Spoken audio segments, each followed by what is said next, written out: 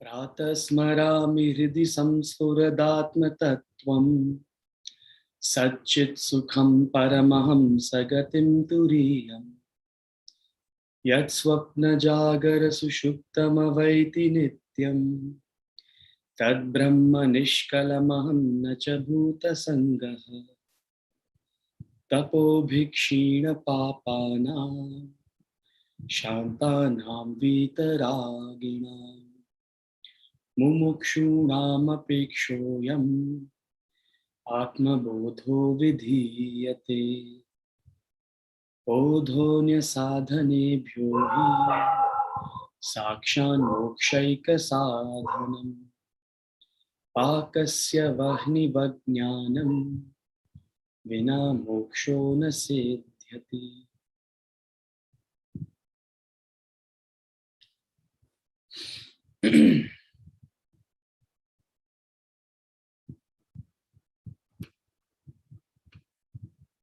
Hari Om. Welcome back to season 3 of Gems of Bhagavad Gita. We will continue our discovery of this great text, the Bhagavad Gita, where we are going step by step, not verse by verse. We are skipping a few verses in the middle. We're picking out the gems. And as I've confessed, it's rather difficult to pick out the gems because all of these verses are incredible in their own way. They all have a message. So this class, this discussion is a stepping stone. This discussion is a stepping stone towards your own deeper study of the Bhagavad Gita. You will have to study it, start to end, and not just once, again and again and again. Usually we take about 3 to 4 years to complete. We have weekly classes outside of these 10-day sessions. Hamare weekly classes hote hain, where we go verse by verse of the study. And that takes about 3 to 4 years because we only meet once a week. If you meet more often, then perhaps it can be faster, but it's recommended we meet once a week. And that one cycle is completed in between 3.5 to 4 years. And one cycle may not be enough. In fact, for certain, it is not enough. It's a lifelong commitment. This text, this knowledge is a lifelong commitment. So to inspire you for that lifelong commitment, we are taking up these verses, hoping to shed some light on the deepest messages from the Bhagavad Gita. So quick recap of where we left off last time. We were talking about chapter 3 and chapter 4. The gems from those chapters is what we covered last time. Chapter 3 is called Karma Yoga. Karma Yoga, the yoga of action, the technique of right action in the world. Spirituality doesn't ask you to be inactive. Spirituality doesn't ask you to move away from the world. Quite the opposite. In fact, exactly the opposite. Spirituality asks you to live in the world, perform your obligatory functions. Don't move away from anything. What you have to change is the technique, is the attitude, is the thought with which you perform the action. So that technique of right action, Karma Yoga. Karma Yoga is not any kind of action. Any action can be Karma Yoga. Any action can be Karma Yoga. Karma Yoga is a mental technique. How do you perform the action? Not what action you perform. It does not matter what you do in life, but how you do it, why you do it, with what attitude do you do it. That is Karma Yoga. And what is that attitude? The attitude of Yajna Bhav. When you bring in the attitude of Yajna Bhav into your action turns into worship. Every activity, the most mundane of activities, is worship, is a remembrance of the Lord. What is worship? A remembrance of the Lord. And this is what we covered in the last portion of what we discussed, the 12 yajnas. How to turn any action into worship, all the way from your own perception.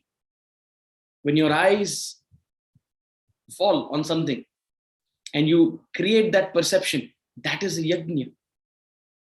And when that perception within you creates a reaction, an emotion, a feeling, that is a yajna. That is an opportunity to remember the Lord. And when that perception in you, when that emotion in you creates a sense of restraint, and when that restraint turns into self-control, and when that self-control helps you regulate and moderate your actions in life so that you evolve, that cycle, that entire cycle of activity is worship. Right now, you and I are not in control of our reactions. Right now, you and I are not in control of our perceptions. We let the mind simply ride away. How aware are you of your thoughts? How aware are you of your perceptions? What you see, how much you indulge mentally. So all of this comes into the yajna. It's part of karma yoga. Every moment you are performing karma yoga, depending on with what attitude do you perform the action, with what attitude do you perform perception, with what awareness do you take up any of these actions. And the highest yajna, the last verse we covered last time, the highest yajna, beyond dravya yajna, beyond giving material gifts, beyond giving your physical effort, your physical help, beyond your emotional and intellectual help to others, the highest yajna is swadhyaya jnana yajna. Swadhyaya jnana yajna. The highest yajna in life, the best karma in life is swadhyaya, self-study. The highest karma is knowledge. The highest karma is jnana. Gaining knowledge for yourself, for your own growth, is the highest service, the highest karma you can perform in the world. When you gain knowledge, you gain clarity. And with that clarity, you become an example for others to follow. It's as simple as that. You can lecture as much as you want. You can guide others as much as you want. You can tell others what to do as much as you want. People will look at the example you are setting. People will look at the example you are setting. And how to set the best example? You first have to have the knowledge yourself. Only when you have the knowledge yourself will you be able to live it. Will you be able to be an example? And that example, with that example, others will follow. So the highest karma is knowledge. See, people unnecessarily make a difference between karma, bhakti, jnana. These are not three different paths. Karma, bhakti, jnana are not three different paths. They are three stages. They are three aspects of the same path. There are three aspects of the same path. The path is spiritual development. The path is spiritual growth. The three aspects, or rather the three tools with which you tread this path, with which you walk this path. For your actions, you perform karma. For your mind and its emotions, its feelings, you practice bhakti. And for your thoughts and ideas, you instill jnanam, jnani. For your thoughts and actions, you have an intellect with which you think, reason, judge, decides. For your thoughts and ideas, which direction are your thoughts going in? You need jnana yoga. Jnana yoga gives your thoughts a direction. You have feelings, emotions. Which direction are these feelings and emotions taking? Are they selfish? Are they unselfish? Are they selfless? To give your feelings the right direction, you need bhakti yoga. To create a sense of oneness, to develop an attitude of gratitude, to bring an awareness of the unseen hand of the Lord, making all of this function. All of this is bhakti. The attitude with which you relate to one and all, the feelings with which you relate to one and all is bhakti. For your feelings, for your emotions, you have bhakti yoga. And for your actions, for your activities, How do you actually perform action in the world? You have karma yoga. So these are three aspects of the same path. Every human being has to perform all three yogas. Every human being has to perform all three yogas, and they are not distinct and different. One feeds the other. And this verse is the best example of it. The highest karma is jnana. The highest karma is jnana. They are not two separate paths. They are the same path. They are the same path. So you need to gain knowledge. You need to gain knowledge. This knowledge for your own evolution. Only when you evolve yourself will you be able to help others. Otherwise, so stop trying to be a savior of the world. Stop trying to be a savior of the world. The world will take care of itself. If you can, lift yourself. If you can, lift yourself. Only when you lift yourself will you be able to contribute a little to the world. The world doesn't need your help. The world doesn't need your help. If you want to be of help to the world, lift yourself with knowledge. So how to gain this knowledge? You have to be a student. You have to be a good student in order to gain knowledge. You have to embody the qualities of a good student. So what are the qualities of a good student in order to gain knowledge? That is the very next gem which we're about to take up. On the screen in front of you. The next gem, the three qualities of an ideal student. Chapter 4, verse 34. We'll chant it together. Tadvidhi pranipatena pariprashnena sevaya upadekshanti te jnanam jnaninas tattvadarshinaha. Tadvidhi pranipatena pariprashnena sevaya upadekshanti te jnanam jnaninas tattvadarshinaha. प्रणाम से, सेवा से तथा प्रश्न से उसको जान. तत्वदर्शी ज्ञानी तुझे ज्ञान का उपदेश देंगे. Know that by prostration, pranam, by questioning, prashnena, and by service, by seva, the wise who have realized the truth will teach you this knowledge. So you have to gain knowledge. Now, how will you gain this knowledge? How will you find this knowledge? You need a guru. You need a guru.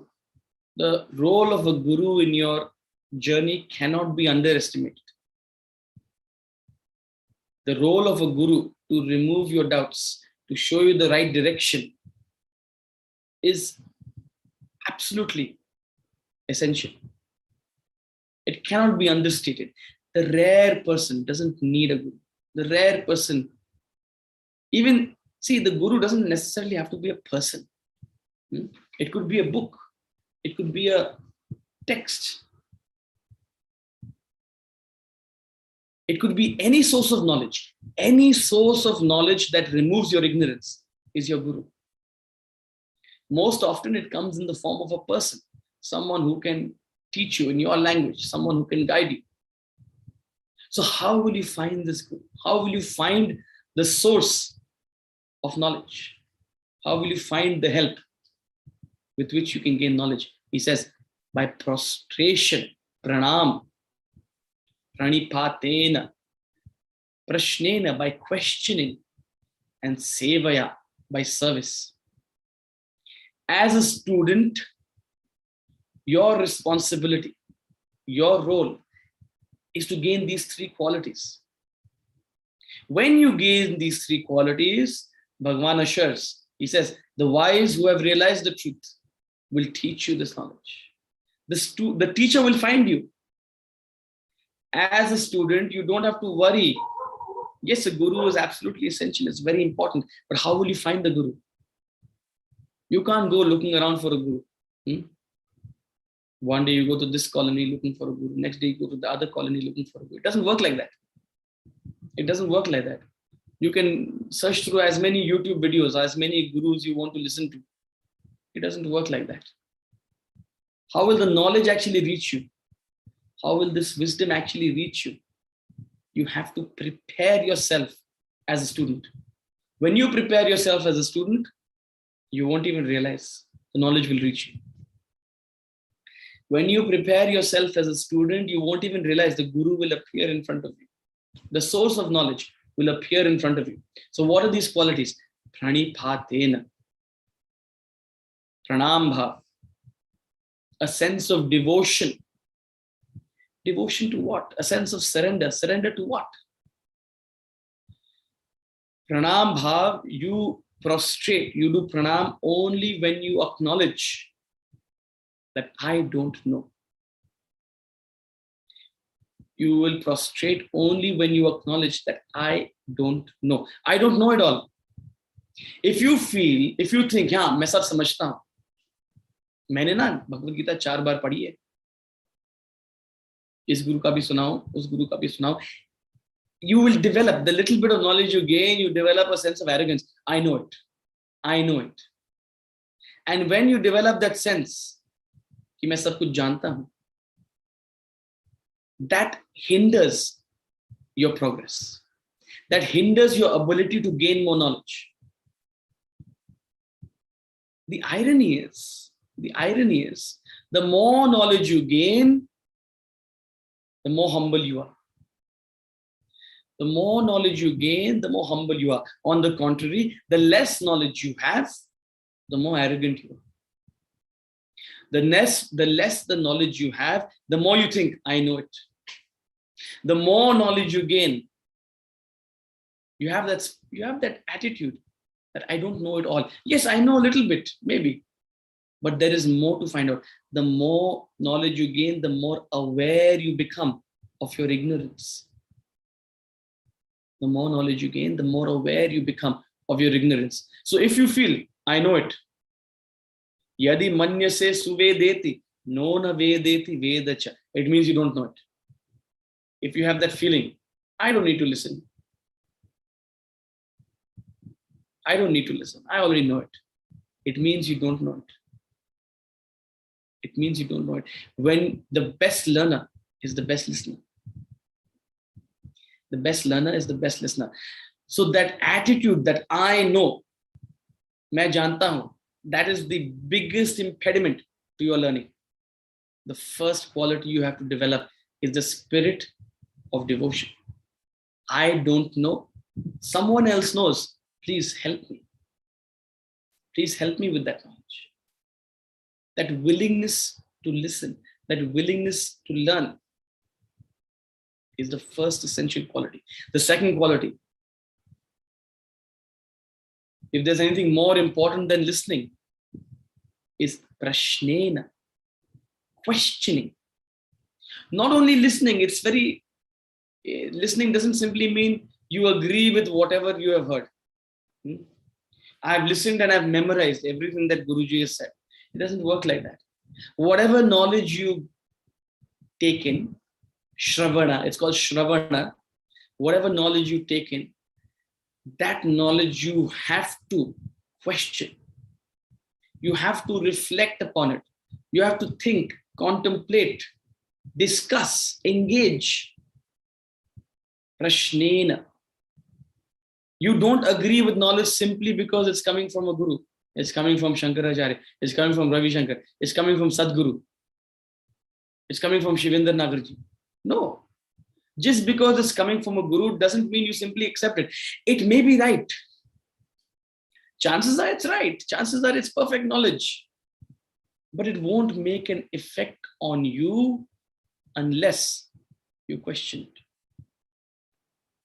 It won't have an effect on you unless you do manana, you reflect, you contemplate. What is this reflection? What is this questioning? Trying to get to the depth of the knowledge, trying to understand it from all angles.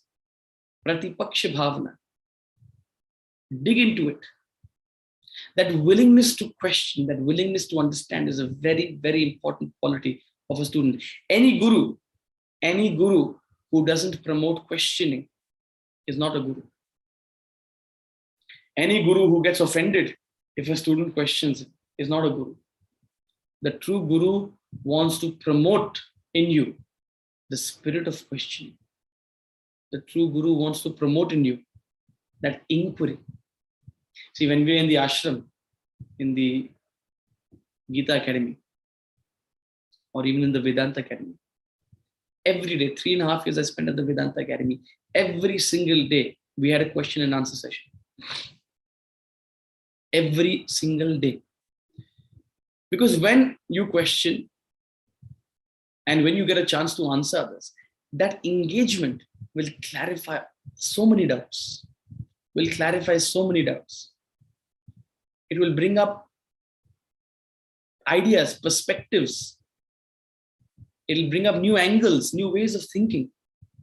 So that question is absolutely important for you to get deeper into the knowledge. So whatever knowledge you have gained, you have through listening, you have to question. You have to engage with it. And the third quality of a student, seva bhav. That spirit of service and sacrifice. You are not getting the knowledge for yourself. This is not a selfish knowledge. Unlike any other knowledge. You're not doing this for yourself. If you want to excel, if you want to get to the bottom of this, you have to have the seva bhav. You are doing this in order to grow. And why? Not growth only for yourself. You are doing this to grow, to help one and all. That loka sangraha. And how does that start? That seva bhav starts with seva to your guru. The very source of your knowledge. You serve the guru. See, in this tradition, the guru never charged any money. These classes are for free. The guru, traditionally, you don't charge for money. The student is expected to have seva bhav. The student takes care of the guru. The guru doesn't have to worry. Oh, where will his next meal come from? Who will prepare dinner? Who will get all the provisions? That spirit of service, that spirit of giving back is an essential quality. See, the guru doesn't need your service. The guru is not making an insurance that he's taking care of. The guru doesn't need your service. The guru needs very little, if at all anything. For you to progress, for you to purify your emotions and progress on this path, you need to inculcate the spirit of service and sacrifice. And it starts with service to your guru. What is the best service you can offer to your guru? What is the best service you can offer to your guru? It is not donation. It is not some kind of physical help. The best service you can offer to your guru is your own growth. When you grow yourself, when you invest time and effort to understand, to implement this knowledge in your own life, that is the best service to the guru. You are furthering his mission. You are furthering the guru's mission. He has passed it on to you, and you are becoming a beacon to pass it on to the others.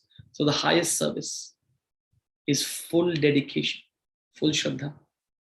So these are the three beautiful qualities of a student, which you must inculcate, I must inculcate, if we want to progress. Don't worry, the guru will show up.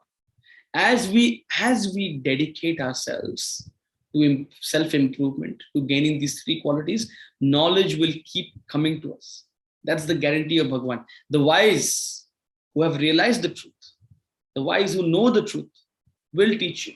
They will find you and teach you this knowledge. So focus on lifting yourself. When you focus on lifting yourself, the world will help you. And anyone can lift themselves. Anyone can lift themselves. Don't be pessimistic. अब मेरी तो कितनी as हो गई है, हमने ना बहुत जिंदगी जी ली, हमने इतने बुरे कर्म कर लिए. People make all sorts of excuses. Oh, it's too late for me to come onto this path. Bhagwan gives a guarantee in the next verse. Anybody can lift themselves. Anybody can help themselves with knowledge. Anybody can evolve with knowledge. That's what we see in verse number 36. Knowledge can transform anybody. We'll chant it together. Api chedasi papebhyah sarvebhyah papakrittamah sarvam jnana plavenaiva vrijinam santarishyasi api chedasi papebhyah sarvebhyah papakrittamah sarvam jnana plavenaiva vrijinam santarishyasi. यदि तू सब प्राणियों में से भी अधिक पापी है तो भी इस ज्ञान की नौका से तू सारे पापों से तर जाएगा. Even if you are the most sinful of all sinners, you shall verily cross over all sin by the raft of knowledge. Knowledge is likened to a raft. Raft is like a boat. एक नौका है. ज्ञान एक नौका है. Knowledge is like a boat that will help you ferry this ocean. That will help you ferry this ocean and make you reach the shores, your goal. Only knowledge can ferry you. Knowledge is your boat. You must gain knowledge. You need knowledge. See, don't get into, as I said earlier in the class, don't think of karma as separate, knowledge, jnana as separate, bhakti as separate. When I say knowledge, the first thing the knowledge tells you is that you have to perform all three. Naturally, when I say something like this, knowledge alone will help you. People say, what about karma? What about bhakti? Knowledge includes all three. The spiritual path, the path to evolution includes all three. So when I say knowledge, how do you implement that knowledge? What is the effect of that knowledge? The effect of that knowledge is bhakti bhav. The practice of that knowledge is karma. Knowledge put to practice is karma. And the effect of knowledge is bhakti bhav and awareness. Awareness, a higher awareness of God, a sense of oneness for one and all. So knowledge includes all three. It's not only studying the scriptures. No, it's not just intellectual. Knowledge includes all three parts of the journey. So this knowledge is a raft. Karma, bhakti, jnana, the three yogas are the raft with which you evolve. And Bhagavan gives a guarantee. Even if you are the most sinful of all sinners, even if you are worst among human beings, this path can help you. This technique can help you. So ask yourself, are you the worst? You're not the worst. You're not the best maybe, but you're also not the worst. You're somewhere in the middle. We're all somewhere in the middle. We're not the best among human beings, but we're also not the worst among human beings. There's so much good in the worst of us. There's so much bad in the best of us. So we are somewhere in the middle. So Bhagavan gives a guarantee. Even the lowest of lowest beings, even those who have sinned, the most tamasic of people, the most heedless, the most selfish of people can lift themselves. So can you. You're not as selfish as the most selfish. You're not as tamasic as the most tamasic. So there is hope. This is the guarantee of the Lord. There is no eternal damnation. There is no eternal damnation. What matters is your conviction.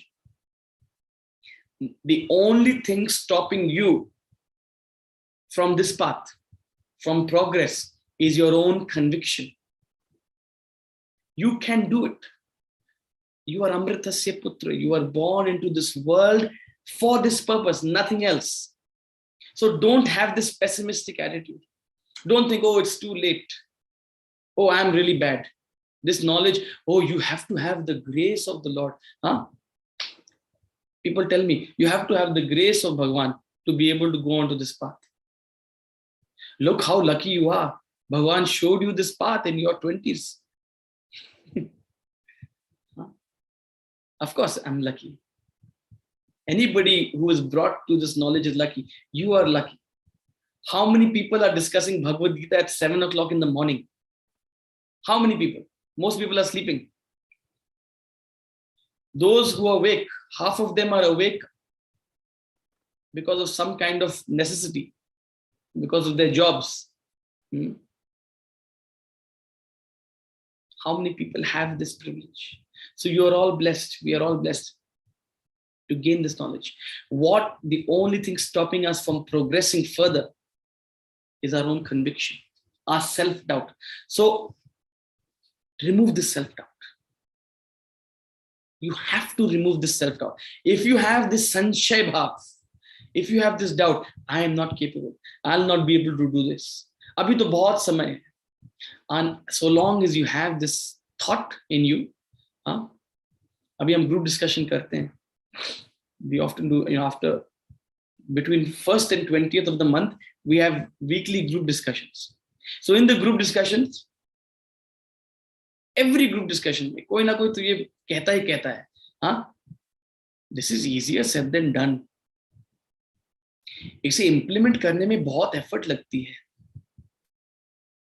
नहीं, no doubt effort लगती है, but लोग एक pessimism के साथ कहते हैं कि it's not, we are not maybe capable, we are not maybe ready for it. So long as you think that you are not ready for this knowledge, you will not progress. The only thing standing between you and growth is your own conviction, your own belief that you can do it. So remove this sanshay bhav.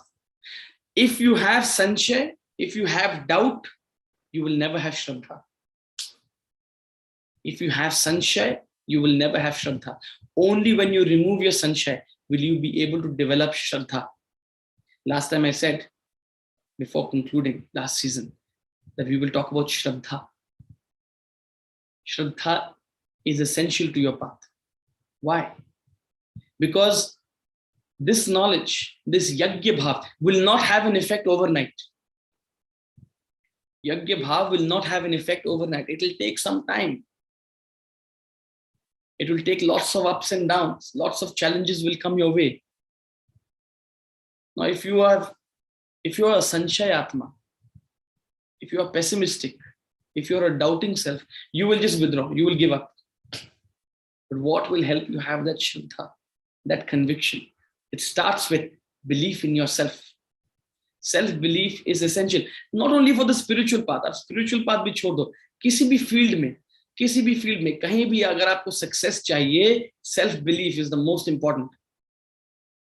I may not be the best, but I am capable. I am capable.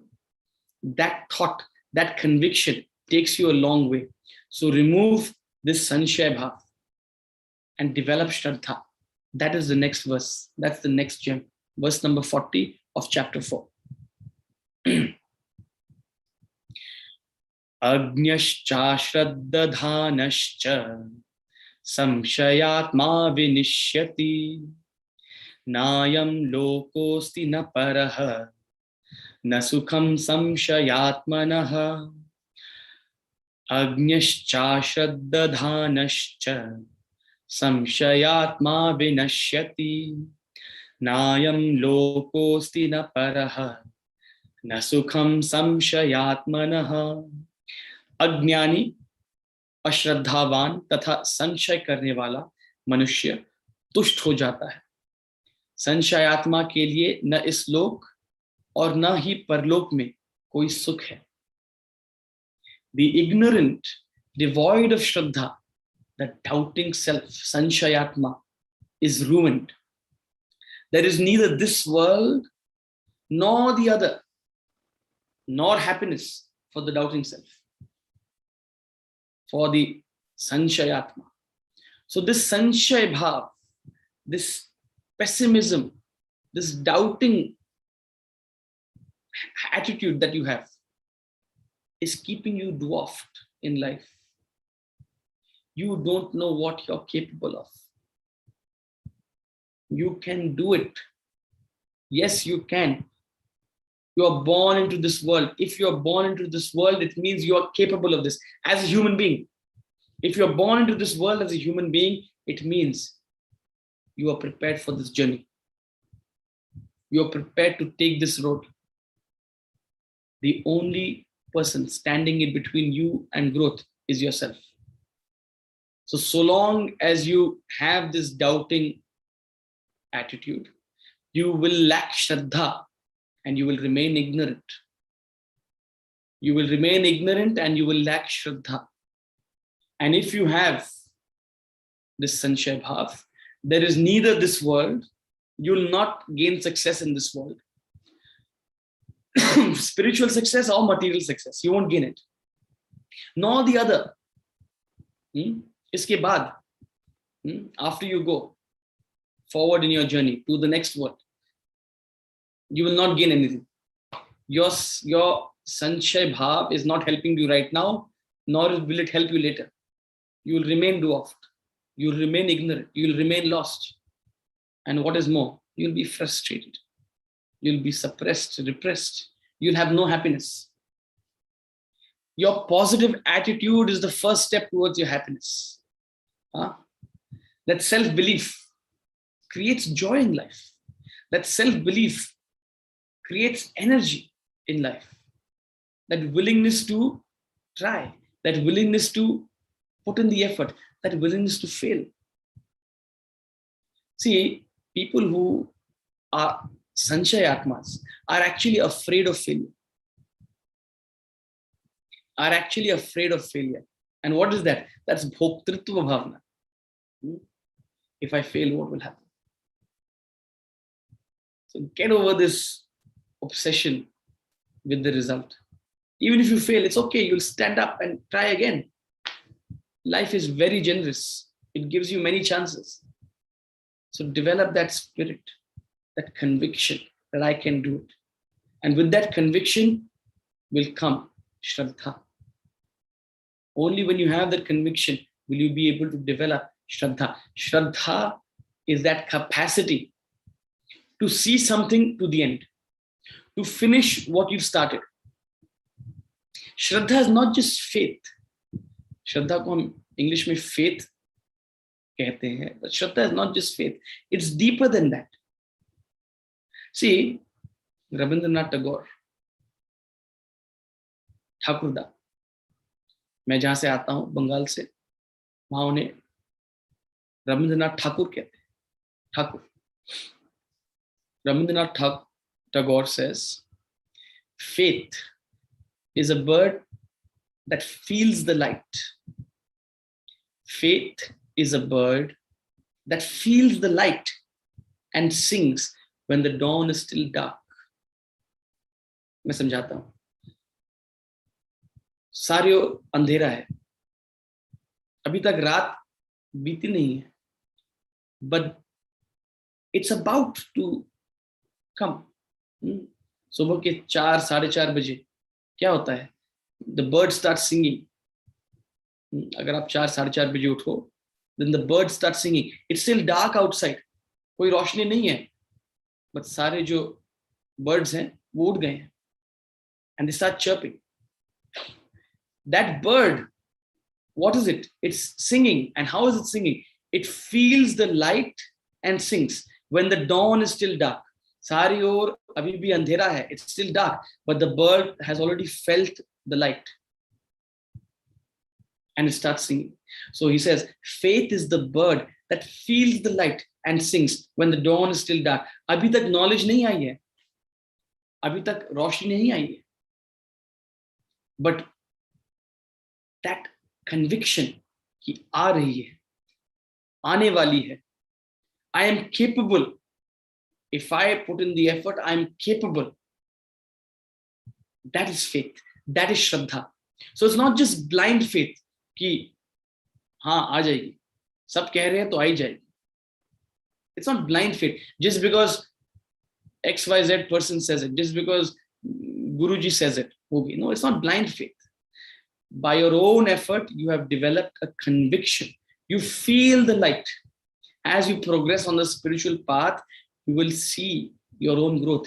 You will see your own evolution, and you will be able to feel what lies ahead. And that feeling, that conviction will give rise to Shraddha. To carry on, to go on. And that is what will help you culminate the journey. So Shraddha is the essential ingredient. This is a long innings. ये कोई T20 match नहीं है. It's a marathon. This is not a sprint. And to complete this marathon, You need Shraddha. So, with Shraddha, when you perform actions in Yajna Bhav, with Shraddha, when you perform actions in Yajna Bhav, you develop a spirit of renunciation. You grow spiritually. You grow spiritually. If you can see my screen, I'll show you again once more that stages of the spiritual path. Remember this diagram. I had shown it last time also. There are 7 stages. In the first stage, you are in Bhoga. I don't know if you can see my cursor. In this first stage, you are in Bhoga, which means you are lost in the world. You are lost in worldly indulgence. You have no thought of spiritual growth. But when that question arises, what am I doing with myself? What am I doing with my life? That is the birth of yoga. But you can't simply leave everything and run away. You can't. There's not some Shan Vairagya. You have to live in the world. You have to perform your obligations. You have to do what you ought to do. But you have to instill the spiritual disciplines. What is yoga? Karma, bhakti, jnana. With your actions, develop a spirit of service and sacrifice. With your emotions, develop oneness. Develop an awareness of the unseen hand. Develop an awareness of the Lord. And with knowledge, with your intellect, gain knowledge. Study of the scriptures. So, through karma, bhakti, jnana, performed in Yajna Bhav, with Shraddha, you reach a state of Uparati. It takes time, but it is certain. Slow but steady. Shanai, shanai. Slowly, slowly, but steadily, you will reach a state of Uparati. This is a guarantee. What is that state of Uparati? That state of renunciation. Renunciation is that state where you set the right value for things. Renunciation is not giving up things. Renunciation is not moving away from the world. That renunciation is a mental attitude, is a mental state, is an inner state where you set the right value for whatever there is around you. How valuable are toys? How valuable are stuffed toys and toy cars? How valuable are they? They are of value to a kid, not to you. They are of no value to you. They are of value to a kid. When you were a kid, that stuffed toy, that toy car, those games meant everything to you. But today, what do they mean? You look at them and you smile. Let the kids enjoy them. If you still have a desire for toy cars, then it's time to ask yourself, are you already an adult? So what is the value you give to toys? They have no value for you. So that's why you are said to have renounced toys. You have grown up to an adult. When you grow up to an adult, when you develop that value, the right value for toys, understanding their limitation, you are said to have renounced the toys. You are said to have grown up. So renunciation is a growth. Renunciation is a growth. However, right now, you and me, what are the toys we are indulging in? Just as children are indulging in plastic toys, we are indulging in paper toys. A child plays Monopoly with plastic money. You and I are lost in the world with paper money. A child plays with its Barbies, attached. A child will feel that that toy is its child. Just like you and I feel, perhaps, or not me yet, but you feel that attachment to your own child, that emotional attachment. So what are the toys right now that you are lost in? You have to grow up from them. You have to gain renunciation for them. So renunciation is an effect of knowledge, of effort. Renunciation is not where you start with. Renunciation comes through your own effort. And that is what we will discuss tomorrow. How to reach that state of renunciation. How to progress. You can't begin with renunciation. So Arjuna will ask a question and Bhagavan will give a clear-cut answer, a very surprising answer, but a clear-cut answer. That's what we will take up tomorrow, talking about Uparati, talking about renunciation. So with that thought, we'll continue tomorrow. See you tomorrow at 7 a.m. Hari Om Tat Sat. Om Purnamada Purnamidam Purnat Purnamudachyate Purnasya Purnamadaya Purnamevavashishyate. Om Shanti Shanti Shanti.